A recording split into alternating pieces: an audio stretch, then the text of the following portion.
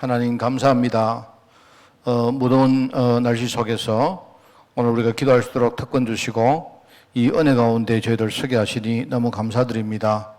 오늘 기도하다가 주님이 약속하신 성령의 충만함 받게 하시고 오늘 보호자의 권능 속에 들어가서 우리 자신을 이기고 정말 이 시대에 정말 세계복음화의 이 사명을 감당할 자로 저희들 축복하여 주옵소서. 하나님 아버지, 정말 복음 속에서 우리가 모든 것을 회복하기를 원하오니 하나님 축복하시고 우리의 믿음이 또 우리의 중심이 하늘 보좌에 상달되어질 때 하나님이 우리의 중심을 보시고 응답케 하사 특별히 우리 후대와 우리 현장에 많은 자들이 사는 역사가 일어나게 하옵소서. 올여름에 우리가 정말 영육간에 정말 강건함을 입어 또 주님 오시는 그날까지 우리가 오직 복음 운동에 우리가 올인할 수 있도록 주님이 축복하여 주옵소서. 감사를 드립니다. 예수님의 이름으로 기도드리옵나이다. 아멘. 우리 찬양합니다. 411장 찬양하겠습니다. 내 맘속에.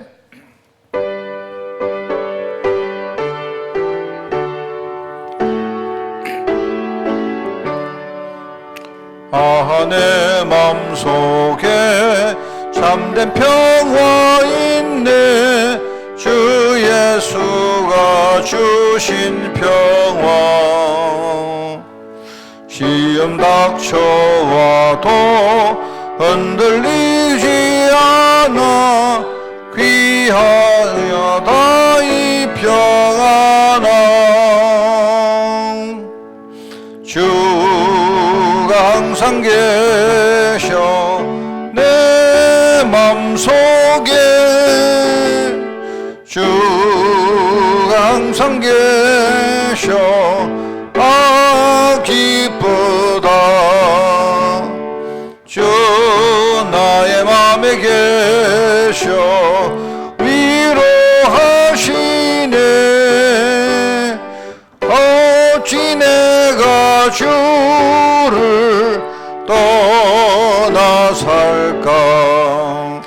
이 귀한 평화 내가 받고 보니 내 슬픔이 사라지고 마음의 기쁨 넘쳐 주를 찬양하네. 평화의 임금 예수. 주가 항상 계셔 내 맘속에. 주가 항상 계셔 기쁘다. 주 나의 맘에 계셔 위로하시네. 어찌 내가 주를 떠나 살까. 주 날개 아래 내가 사는 동안 이 보배를 빛내리라.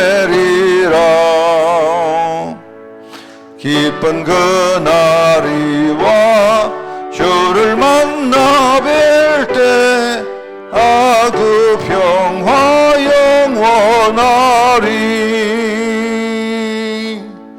주가 항상 계셔 내 맘속에. 주가 항상 계셔 기쁘다. 주 나의 맘에 계셔 위로하시네. 어찌 내가 주를 떠나. 주 날개 아래. 주 날개 아래 내가 사는 동안 이 보배를 빛내리라. 기쁜 그날이 와 주를 만나 뵐 때 그 평화 영원하리.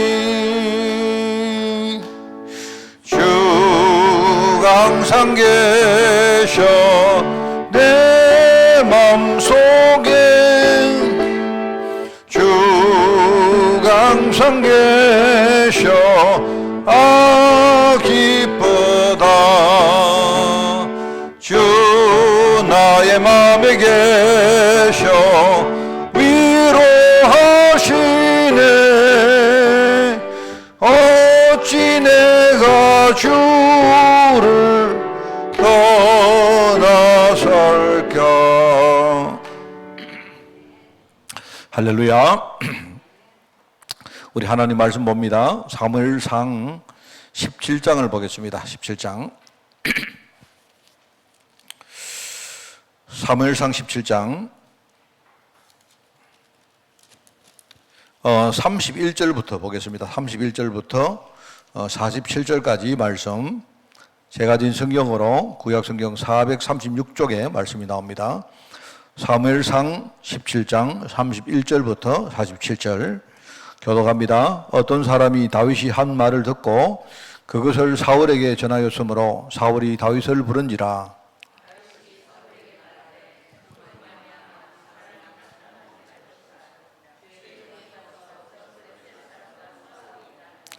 사울이 다윗에게 이르되 네가 가서 저 블레셋 사람과 싸울 수 없으리니 너는 소년이요 그는 어려서부터 용사임이니라.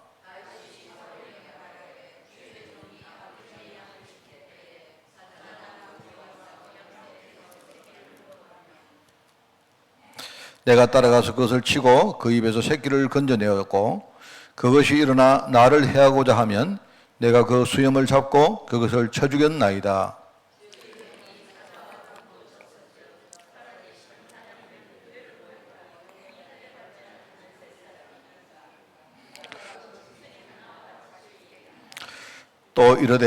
또 다윗이 이르되 여호와께서 나를 사자의 발톱과 곰의 발포에서 건져내셨은즉 나를 이 블레셋 사람의 손에서도 건져내시리이다.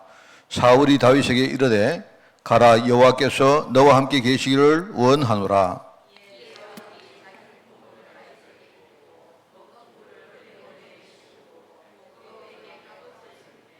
다윗이 칼을 군복이에 차고는 익숙하지 못하므로 시험적으로 걸어보다가 사울에게 말하되 익숙하지 못하니 이것을 입고 가지 못하겠나이다 하고 곧 벗고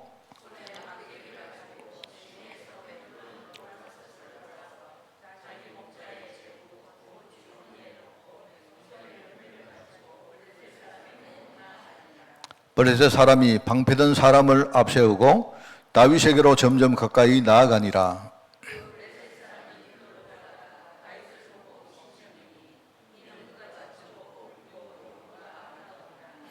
블레셋 사람이 다윗에게 이르니 네가 나를 개로 여기고 막대기를 가지고 내게 나왔느냐 하고 그의 신들의 이름으로 다윗을 저주하고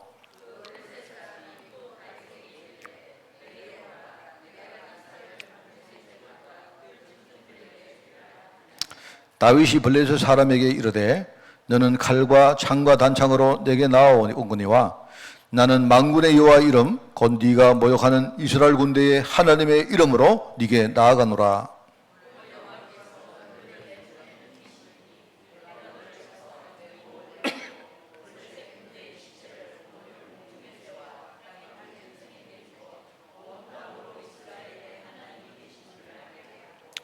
우리 같이 읽습니다. 또 여호와의 구원하심이 칼과 창에 있지 아니함을 이 무리에게 알게 하리라. 전쟁은 여호와께 속한 것인즉 그가 너희를 우리 손에 넘기시리라. 아멘. 자, 오늘 우리 학원복음 메시지입니다. 블레셋을 정복한 주역 다윗이란 제목입니다.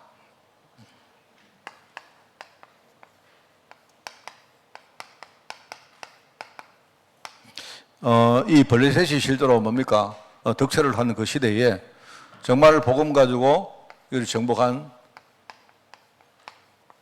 다윗에 대한 이야기가 오늘 이제 나옵니다. 그죠?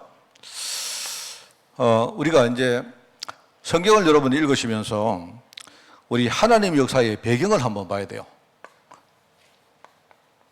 성경에 많은 사건들이 나옵니다만은요, 그 사건은 여러분이 보시면요, 전부 다 비슷합니다. 여러분 그 성경은 바로 하나님 역사를 기록한 바로 내용인데 그 배경을 보면 배경이 있는데요. 몇 가지가 있습니다. 첫째는 항상 그 시대의 영적 상황이 있었어요. 이 시대의 상황.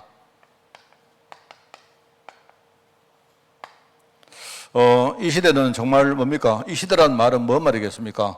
뭐 좋은 시대 기록보다도 뭐죠? 아주 지금요, 흑암이 완전히 판을 치고 있고, 흑암이 지금 불신앙의 문화를 완전히 뻗뜨린 그런 시대입니다. 이런 시대에 대한 이야기들이 쭉 나와요. 그죠? 흑암 충만하죠. 그런데 이런 시대에, 제일 대표적인 뭡니까? 부분이 이렇게 되다 보니까 우상숭배가 얼마나 이게 강한지 몰라요. 그래서 여러분 참 보시면요. 참 그 십계명을 여러분이 봐도 여러분 십계명 제일 앞에 나오는 그 성경을 여러분 읽어보시면요. 사실은 십계명이 뭡니까? 딱 우상숭배에 대한 이야기를 지금 하고 있는 거예요. 그겁니다. 제일 핵심이 뭐냐? 지금요, 지금 현장에 지금 우상숭배가 판치고 있는데 그거는 전부 다 흑암 역사를 말입니다. 근데 여러분 잘 보시면 알지만요. 참 그 아이러니해요. 모세가 십계명을 받으러 어디 갑니까? 시내산으로 올라가잖아요. 시내산으로 올라갔는데 그 모세가 안 내려오니까 사람들이 뭘 합니까? 사람들이 마음이 불안해진 거예요. 마음이 불안해지니까 뭐 합니까, 여러분? 거기서 뭘 하는가? 사람들이 마음이 불안해지면 모세가 빨리 내려오기를 기도하든지 해야 되지. 뭐 하느냐니까. 이 언약의 백성들이 거기서 우상숭배하고 있다는 거예요. 금송아지 만들어 놓고. 근데 희한하죠. 나중에 모세가 그 시내산에서 받은 그 계명의 첫 번째 계명이 뭐냐? 그게 뭐냐니까요. 사실 우상숭배입니다. 하나님 안 믿고 하나님 이름을 자꾸 망령되게 만들고 이렇게 하니까요. 그게 하는 말이거든요.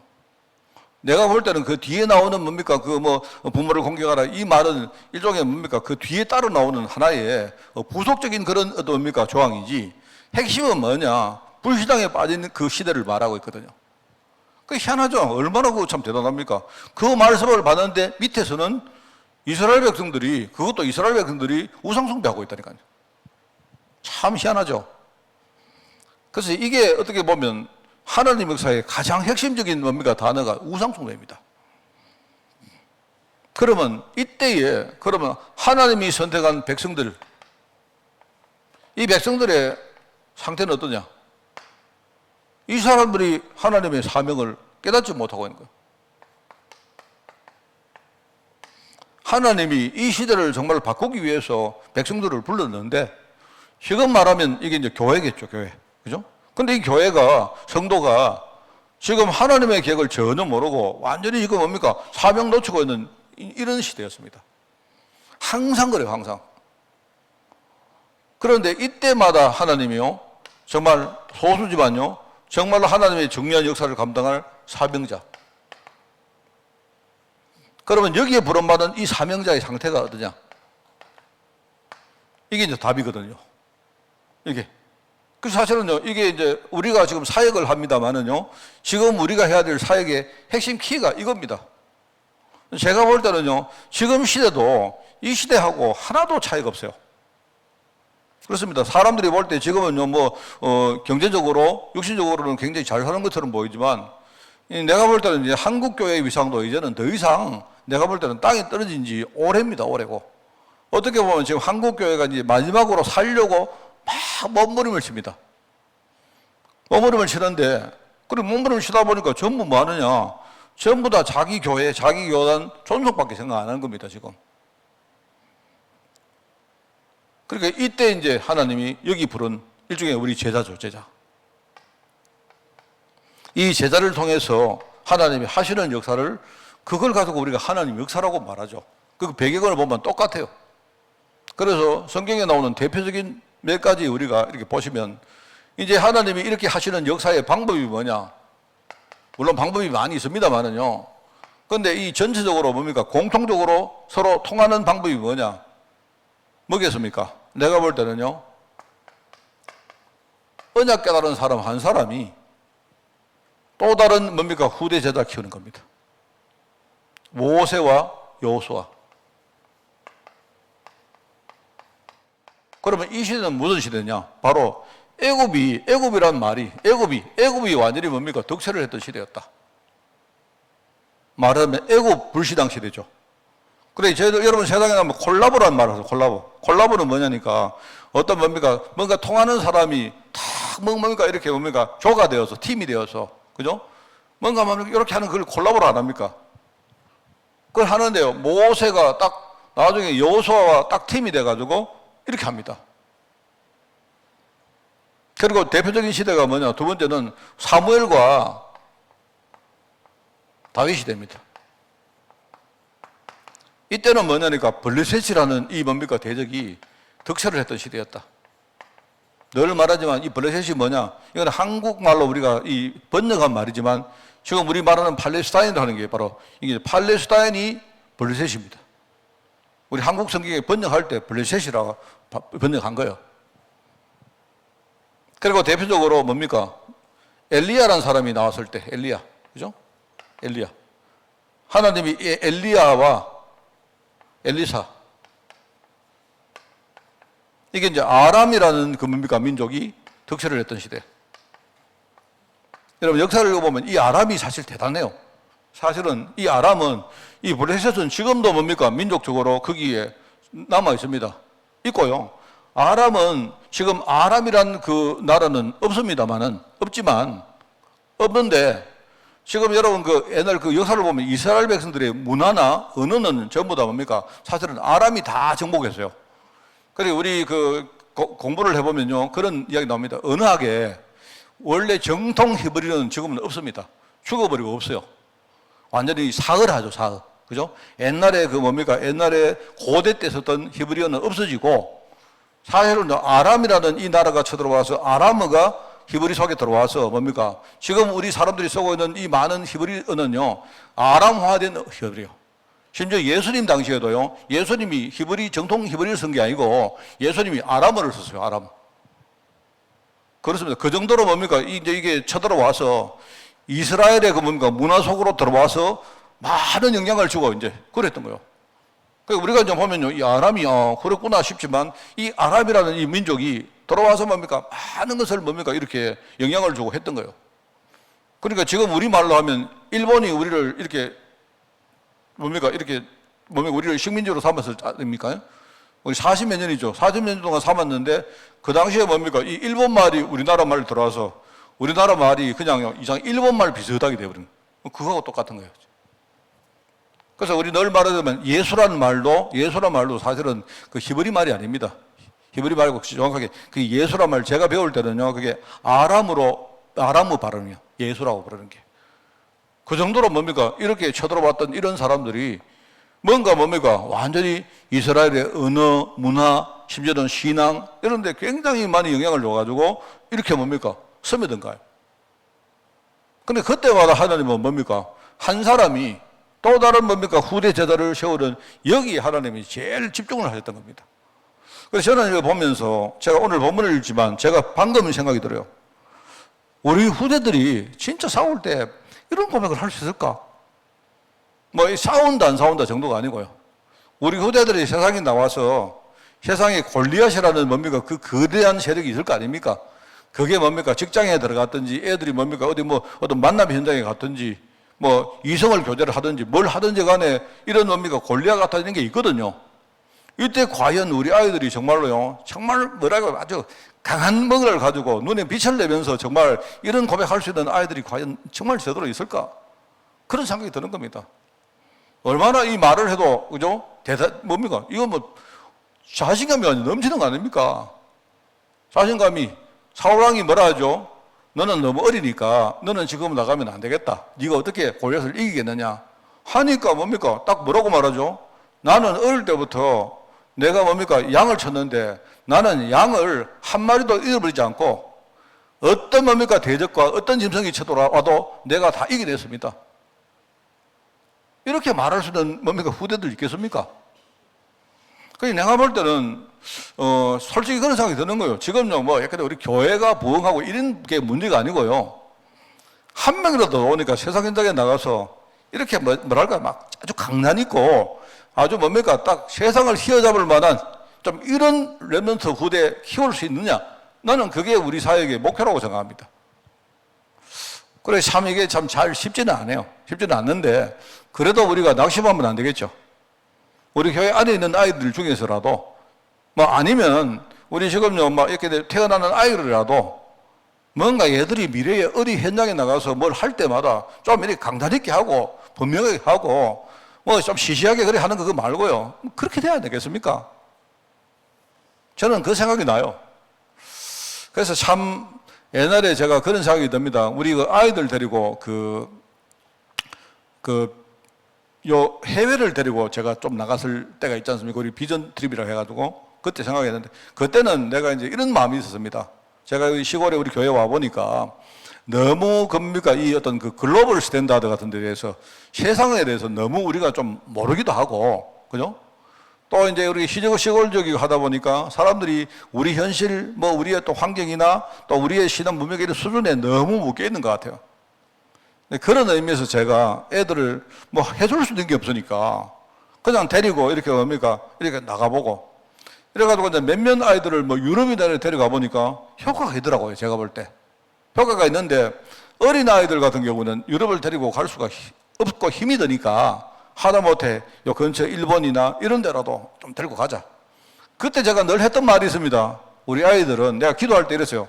이런 기도 했습니다. 하나님, 우리 아이들은 어릴 때부터 비행기 타고 다닐 수 있도록 해달라고. 제가 그런 기도 했습니다. 제가 그때 그 기도를 했던 이유는 옛날에 그 안양에 계시는 그 김동원 목사님이 한번 자기 교회 자랑을 하더래요. 저는 그 자랑을 듣는데 되게 부러웠어요. 그 자랑이 뭐냐니까 이렇게 말씀하시대요. 거기 이제 뭡니까? 그 성경원이 있었는데, 그죠? 아주 어린 애들 성경원이 있었는데, 이 성경원 애들을 어릴 때부터 얘들을요, 애들을 데리고 가면서 비행기를 태워가지고 막 미국도 가고 이렇게 갔대요. 이게 가니까 이제 그 중에 애들 가운데 이런 생각이 든 애들이 나는 어릴 때부터 나는 비행기 타고 다니는 사람이다. 물론 여러분 비행기 타고 애들 해외를 다니고 다니면 돈도 많이 들 거 아닙니까? 그죠? 그리고 내가 볼 때는 애들이 뭐 해외 간다고 뭘 많이 알겠어요. 그것도 아니잖아요. 근데 뭐냐니까 애들이 그렇게 왔다 갔다 하면서 이제 마음속에 나는 조그마한 세상에 묶인 사람이 아니고 나는 어릴 때부터 나는 비행기 타고 해외를 다니고 이랬던 사람이다. 이제 이런 어떤 뭡니까? 의식을 심으려고 했다는 거예요. 저는 그 이야기 딱 듣는데 굉장히 그게 부러웠습니다. 그래. 그래서 제가 그때 안 돼도 우리 아이들 데리고 어디라도 나가자. 하여튼 비행기 타고 가자. 그런 생각을 내가 했던 거예요.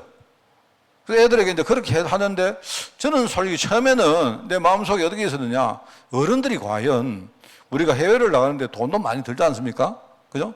또 어떤 사람은 뭡니까? 자기들 뭐 놀러 갔다 오냐. 이렇게 또 비난하는 사람도 계실 거고.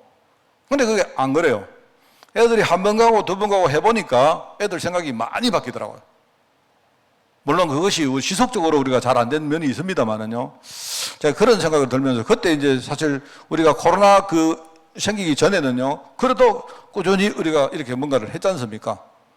그게 참 저는 지나간 일 중에 대단히 내가 잘했다는 생각이 들고 제가 그때 우리 아이들 갔던 애들은요.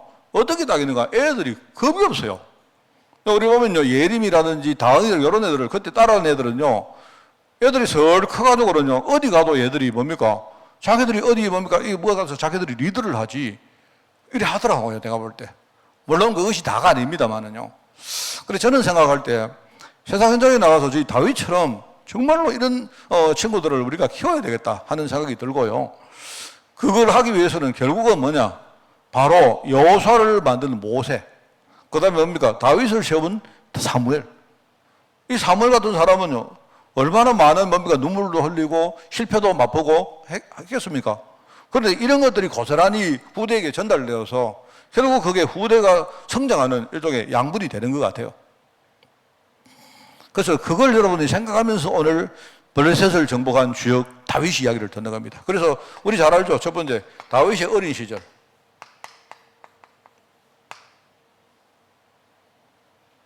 믿음도 있었다. 주로 이제 나오는 게 뭡니까? 시편 78편은 다윗이 어른이 되어서 옛날을 회상하면서 자기가 고백하는 겁니다. 그게.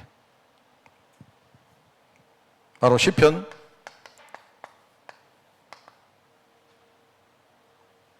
70절부터 72절이죠.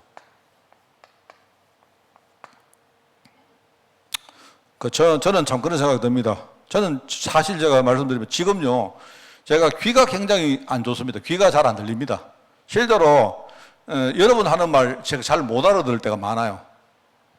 그래 저는요 이렇게 그래도 우리가 말하고 서로 대화하고 오랫동안 해왔기 때문에 눈치로 하는 경우가 많습니다. 눈치를 하고 분위기를 보고 하고 입 모양을 보고 그 사람 소리도 듣고 이렇게 해가지고 제가 알아듣는 경우가 정말 많아요. 근데 지금 이제 제가 한 몇 년 전부터 어떤 일이 뭐냐, 어떤 사람이 저쪽에서 이렇게 딴 쪽을 보면서 내게 말하면 저 잘 못 알아듣습니다. 뭐라고? 그래서 집에서도 누가 제가 방에 있는데 바깥에서 뭐라고 하면요, 무슨 소리가 들리긴 들리는데 못 알아듣습니다, 제가. 그래서 내가 뭐라고? 제가 이래요. 그러다 보니까 나도 모르게 이렇게 소리가 커진 겁니다. 그래서 옛날 보니까 우리 할아버지들이 보니까 하면요, 뭐라고? 했던 말 또 하는 게 그게 귀가 안 들리니까 그러시구나. 귀가 안 들리면 사람이 소리가 커집니다. 제가 주일 예배할 때도 제일 힘든 게, 내가 하는 말이 안 들리는 거예요. 내가 하는 말이 이게 스피커를 통해서 나갔다가 이렇게 오는데, 요게 원래 요 스피커는 원래 내가 들으라고 한 이 스피커거든요. 근데 이게 작동이 잘 안 되고 있더라고요. 어떨 때는 소리를 딱 보니까, 소리가 나오나 싶은데, 성도들은 보니까, 가만 눈치를 보니까 딱 소리가 들리는 것 같더라고요. 그래서, 소리가 들리는구나, 라고 그냥 그럴 때가 많아요, 제가. 저는 지금요, 사실 저는 제일 대표적으로 귀가 많이 지금 안 좋습니다. 안 좋고, 눈도 많이 안 좋고요. 사실은 눈도 지금 이거 찡그리고 봐도 어려워요. 그러니까, 어쩔 수 없는 겁니다. 그거 하나님의 법칙이기 때문에, 나이가 들면, 그래 되는 거예요. 그래서 여러분, 우리 교회가 빨리 이렇게 젊은, 멤버들이 일어나서, 그죠? 우리 아까도 말했지만 애들을 데리고 현장도 가고 이렇게 해야 됩니다. 이렇게 해가지고, 그런데 그런 것들이 뭐냐 볼 때, 어릴 때 이 다윗 같은 사람이 얼마나 많은 기도 배경이 있었겠습니까? 아마 아버지가 이 다윗을 목동으로 보내놓고는요, 아마 아버지가 그냥 보내지 않으려고 생각하죠? 기도를 했다든지 안 했겠습니까? 이런 배경 위에서 다윗이 믿음도 생기고, 실력도 생기고, 뭔가 미래에 대한 분명한 사명의 달란트, 이런 것도 깨닫고 했겠죠.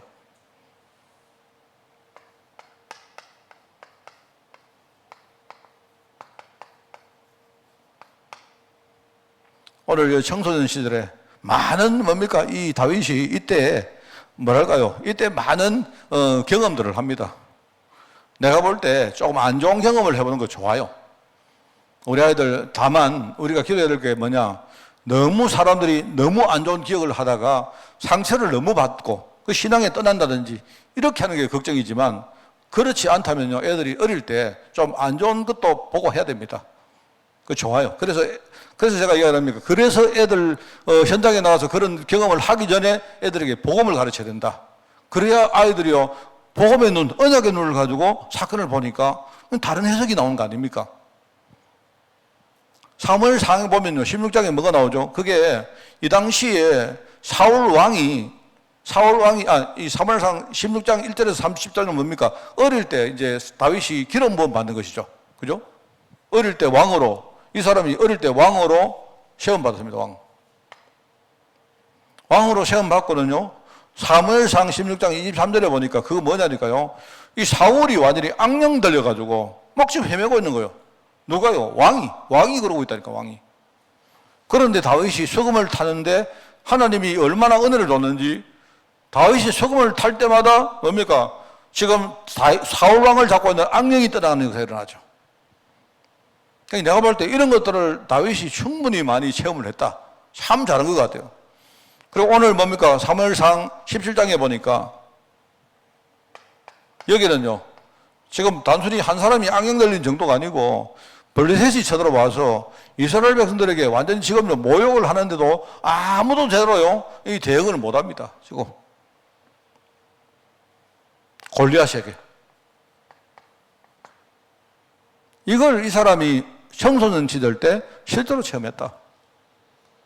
그리고 제가 여러분에게 몇 주 전에 지지난주입니까 했던 말씀을 잘 기억하세요. 우리가 아이들에게 우리가 훈련을 딱 시키고 할 때 핵심은 뭐냐? 애들이 하나님 믿도록 해야 됩니다. 인간을 믿으면 안 돼요.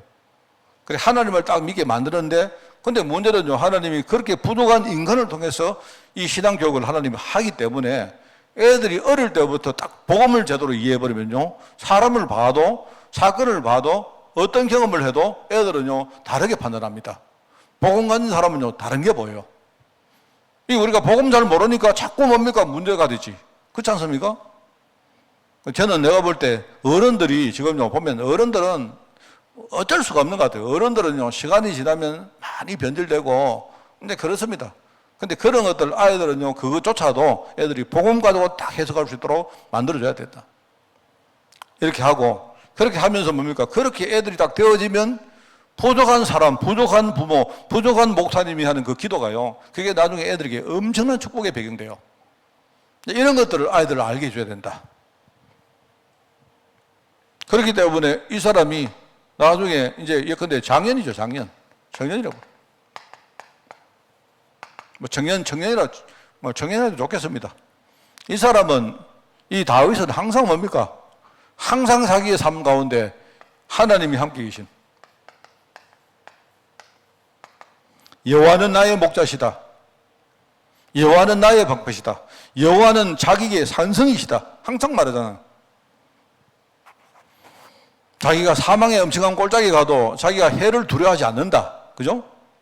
그리고 자기는요, 죽을 수 있는 상황이 와도 하나님이 자기를 지킬 것이다. 항상 고백합니다, 이 사람이. 그러면서 이제 임금이 되었을 때,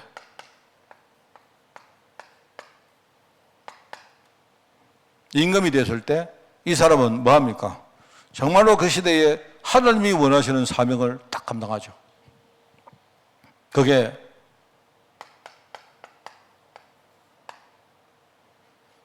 아가서 4장은, 아가서는 누가 썼느냐? 아가서는 솔로몬이 쓴 겁니다. 솔로몬이 썼는데 이 솔로몬이 표현을 할 때 그 아가서 4장 5절에 보니까, 그죠? 이제 아가서에 보면, 아가서는 어떻게 돼요? 아가서는 약간 연애 편지처럼 진행되는 거거든요. 일종의 이제 하나님이, 이 솔로몬이 어떤 술람미 여인이라는 여인에게서는 연애 편지입니다, 그게. 연애 편지인데 그게 뭐냐니까, 연애 편지를 쓰는 사람은 일종의 하나님이시고, 그죠? 우리는 전부 다 뭐냐? 하나님의 애인이다, 이런 말입니다. 하나님이 우리한테 이렇게 편지를 쓰듯이 이야기하는 거예요. 그게 아가서입니다. 아가서인데, 아가서 이렇게 말합니다. 너희의 목은, 말하자면 너의 목은, 자기가 사랑하는 사람의 목은, 거기 나오죠. 무기를 들고 건축한 다윗의 망대이다, 망대. 다윗의 망대와 같다. 지금 우리가 많이 쓰는 망대, 이 말을 여기 이제 나오는 거예요. 용사의 방패가 달린 바로 망대와 같다 하는 말이 나오죠. 그러니까 다윗이 임금 시절에 뭘 했느냐, 결국은 이 사명이 일종의요, 정말 이 후대 사역입니다. 후대 사역이고, 그 다음에 역대상 보면 이게 뭐죠? 이게 나중에 뭡니까? 그 성전을 세울 준비를 다 해놓고 마지막으로 뭐죠? 이 감사 예배를 드리는 장면 아닙니까? 그때. 물론 자기가 성전을 세우는 건 아니지만 성전 세울 준비는 자기가 다 해놓고요, 하나님께 감사 예배를 드리는 거죠. 그게 바로 이 사람이 임금실에 했던 바로 사명이었다. 그래서입니다. 뭐 저도 개인적으로 이제 뭐 얼마가 될지 모르지만 하나님이 그래도 저를 이 담임 목사로 세웠다는 말은 뭔가 작지만 나만의 뭡니까? 내가 해야 될 사명이 아니겠습니까? 저는 정말 그렇습니다. 저는 생각을 하면서 진짜 정말 좀 눈에 빛이 나는 후대의 제자, 이런 제자를 과연 내가 몇 명이나 세울 수 있을까? 그게 저의 생각입니다. 그래서 뭐 욕심을 제가 부리지 않습니다만은요. 그러나 내 주위에 있는 사람들, 또 내가 도울 수 있는 사람들, 이런 사람들에게 내가 정말로 기도하고 하는 그런 생각을 하고, 저는 정말 그렇습니다. 제가 하여튼 은퇴는 안 할 거예요. 뭐냐니까, 제가 비대면 사역을 할 때, 제가 왜 비대면 사역 이야기를 했는가 하니까요, 제가 그러다 여기저기 다니다 보니까 막 도와주고 싶은 사람이 많아요. 예컨대 지금 저 베를린에 가면 어떤 자매가 하나 있는데, 제가 이야기를 간혹 했습니다. 그런데 걔는요, 정신적으로 문제가 참 많이 있는데 조금만 도와주면요, 조금만 뭔가 도와주면 이 친구가 막 깔끔해요, 지금 마음이. 그런데 그러다 보니까 정상적으로 사람을 만나고 어디 교회를 가고 이게 안 돼요. 그런데 내가 볼 때 딱 보면 제대로 딱 도와주면 이 친구가 굉장히 뭔가를 가지고 있는 이런 노하우가 많이 있기 때문에, 사실은 그 친구는 국적이 중국 사람이거든요. 중국. 이제 조선족이거든요, 조선족인데 어릴 때부터 이 친구가 막 떠돌아다녀요. 막 다녔습니다. 이래가지고 지금은 이제 독일에 가서 혼자 숨어가지고 어디 사는 거예요. 그런 애가 있습니다. 근데 아무도 건드리지 못해요, 아무도. 근데 정말로 막 이거저거 생각하고 복음 이야기 하니까 이 친구가 마음문이 열려서 그렇습니다. 지금 우리 오후 예배 메시지 계속 듣고 있습니다. 제가 한테 이야기를 많이 해요. 그런 친구들 정말 내가 도우면 좋겠다 하는 생각이 듭니다. 그래서 이번에도 내가 연락이 왔는데 내가 이제 간접적으로 연락을 들었는데 어떻게 할까 지금 좀 기도하고 있는 중입니다. 뭐냐니까요. 보니까 이 친구가 비자가 이번에 또 만기가 되었어요. 그래 비자가 만기가 됐는데 비자가 만기가 돼서 한국을 나오려고 하니까 이제 그 부모님이 다 한국 계시거든요. 한국에 나오려고 하니까 이제 한국에 나오려고 하니까 이 친구는 국적이 중국입니다. 그래 중국 가서 자기의 여권을 다시 살려가지고 저래가 하여튼 얘기가 복잡한 거예요. 복잡해요. 그래서 내가 다 보니까 얘가 굉장히 똑똑하고 몇 개국어를 막 유창하게 하는 애인데 어째 제가 저렇게 뭔가 애가 좀 얼빠졌을까? 내가 그래 누가 옆에서 뭡니까 조금만 도와줘 버리면 얘 달란트가 막 살 건데 그러고 있어요 지금요. 근데 사람들이 하면요 조금 이렇게 말 같은 걸로 상처 줘버리고 그렇습니다. 그 친구는요 누가 가서 자기한테 물어보면 너 이름이 뭡니까? 이러고 물으면 도망가 버요. 도망갑니다. 누가 자기를 안 쳐가면요 다시는 안 나섭니다. 나는 나도 그러고 싶은데 그런 친구도 있다니까요. 근데 복음을 딱 붙들고 이 친구가 복음을 얼마나 세게 붙들는지 그런 친구가 있어요. 이 사실은요 이런 친구들을 도우면 참 좋겠다 저는. 그래서 정말 그런 사람들에게 진짜 복음 전해서 정말로 그 현장에서 자기가 복음 운동할 수 있는 그런 제자로 키워놓을 수 있다면 아마 하나님 보실 때 얼마나 기뻐하시겠습니까? 안 그래요? 이런 사람들을 생각하고 나는 우리 교회도 그렇습니다. 교회를 떠난 친구들 보면요. 여기 있지만 우리 병재도 종성이도 심지어 현주도 얼마나 귀찮게 내한테 전화 온 줄 몰라요. 그리고 얘들은 뭐냐니까 좋은 일 생기면 절대 전화 안 합니다. 무조건 전화 왔다 하면요. 뭔 일인데? 나는 무조건 그래도 이제 종성이가 그나마 제일 나아요. 종성이는 그래도 목사님 인사 이런데 다른 애들은 전화 왔다 이러면요. 뭔데? 그래 나는 그거 말하자면요. 굉장히 기쁩니다 저는. 이놈 자식들이 그죠? 문제 생기면 저를 찾아요. 질문 있으면 저한테 잡니다. 그래서 난 너무 감사하게 생각해요. 이런 아이들에게 진짜 우리가 복음으로 뭔가 자기 몫을 감당할 수 있는 사람으로 만들어 놓으면요. 그럼 되는 거 아니겠습니까? 여러분도 이런 생각을 하시고 우리 다윗을 키우는 작업에 여러분이 진짜 헌신하는 여러분 되시기 바랍니다. 하나님 아버지, 하나님의 역사를 생각하면서 항상 그 시대가 너무나 혼탁했고 정말 교회와 성도들이 자기 자리를 찾지 못하고 또 지금 현장에 사명자가 없는 그 시대에 하나님이 다윗을 부르시고 또 여호수아를 부르시며 나아가 엘리사를 불러서 그 시대에 복음운동을 이끌어가는 사실을 생각하며 우리 자신들이 오늘 정말 하나님 앞에 기도하기를 원합니다. 우리 정말 여기에서 소임받을 하나님의 일꾼으로 우리가 준비되어지기를 원합니다. 많은 교회 가운데 우리 교회가 이 사명감나를 교회로 저희들 우뚝 서기를 원하오니 오늘 기도하는 모든 종들을 축복하시고 오늘 성령으로 충만케 하옵소서.